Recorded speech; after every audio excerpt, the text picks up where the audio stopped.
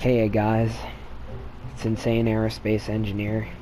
Here's the hopefully the last of going over the pages, the sections of the parts. This is the aerodynamic section. This is where all the wings and nose cones and everything are kept. Pretty simple. A nose cone you stick on the front of an aircraft, and it kind of reduces the drag because the air is flowing around the vehicle instead of right into it. Air intakes. There's a whole bunch of different ones. There's these circular intakes, a shot cone intake, and they all operate better at different altitudes. And for example, the shot cone intake is designed to be used when you're going super fast and at super high altitudes, and it helps increase the efficiency of jet engines when the atmosphere is thinning out. You got your regular intakes, which just kind of work in normal atmospheres, and they're more for like vehicles that aren't really designed to go to space. And then you got your radial intakes to attach to the outside in case you don't have room to attach it as part of a stage, for example, or you don't have room to attach it on the front of anything. By the way, these fuel tanks, they can all be placed radially. All the fuel tanks, I forgot to mention that. Pretty much all the fuel tanks are radial as well, except the RCS tanks and the xenon containers and the holding tanks. That's why they have designated radial tanks. But all the liquid fuel oxidizer tanks, pretty much all of them are radially attachable. So just note that. But all these parts that aren't designated as radial, except of course the wings. Wings provide lift. Pretty much all the wings do the same thing. However, there's a specific set of wings called the big S wings that if you press circle on them, they can hold fuel, and you can set how much fuel they're holding. So that's pretty cool about those. And then the engines will consume fuel directly from the wing. All of them will. Yeah, and all the wings, you can see their lift rating and everything. Like, there's delta wings, and there's winglets and control surfaces. Like this aviary winglet has moving parts, so you can use it as a control surface, and it'll tell you, what parts can be used as control surfaces, right? There's these elevons, which are just these elevons they're all control surfaces that you attach onto wings to add pitch and roll function to them, and yaw and stuff, whatever you need. Like, these will work for pretty much anything. And then there's the big S versions for like the ones that hold fuel. Then you just got your regular static wings that just provide lift and don't have any moving parts. There's a bunch of those too, and there's winglets as well. There's basic fins and designated tail fins, and everything under the sun you would need to build a plane is all here. Nose cones to reduce drag, air intakes, there's even some air brakes.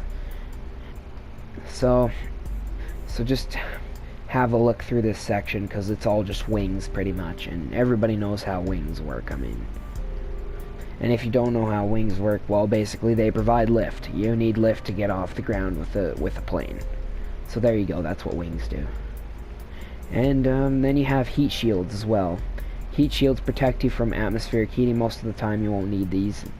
The atmospheric heating in the game right now is kind of a joke. But there's heat shields. Then you've got engine cooling as well. So if your engine's overheating, you stick this on, and it also doubles as an air intake. There's a bunch of different kinds. There's the engine nacelle, then the engine pre-cooler. So there's those.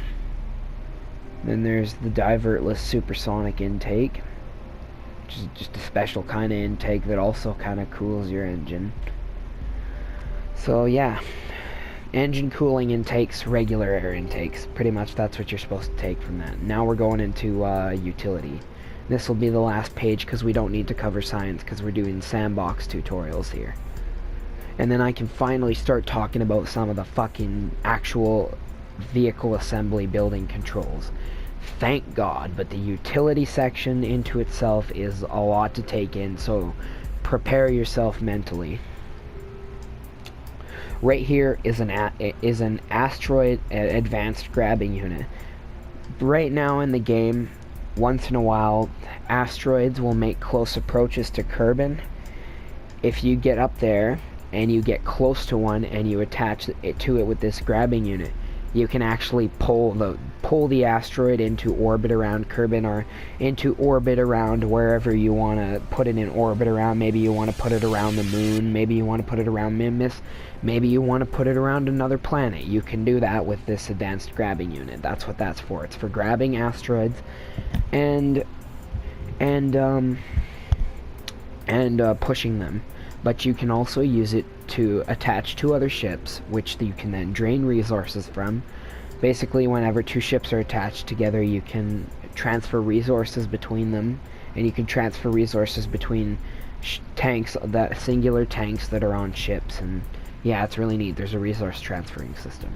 So the advanced grabbing unit can be used for that, or it can be used to mess around and like grab the Kerbals, or whatever you want to do with an advanced grabbing unit.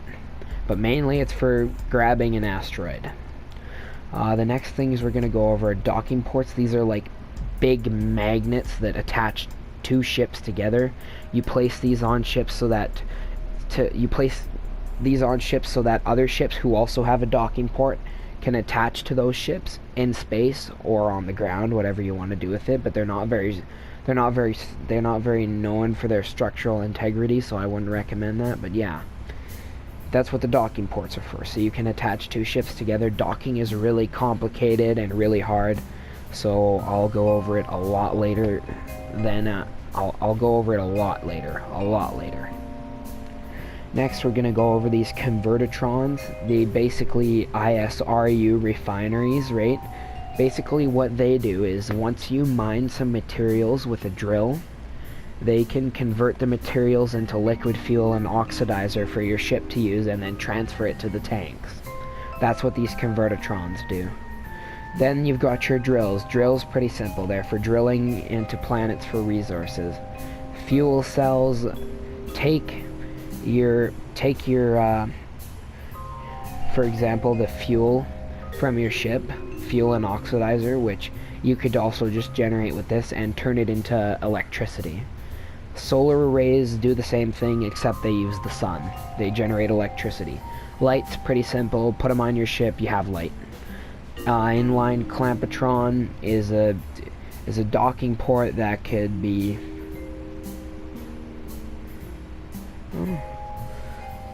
pointed put pretty much anywhere. Here, I'll show you how it works now.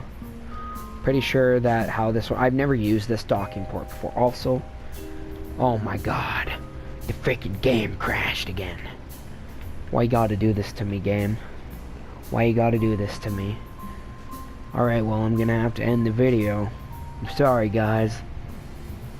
I'm so sorry about that.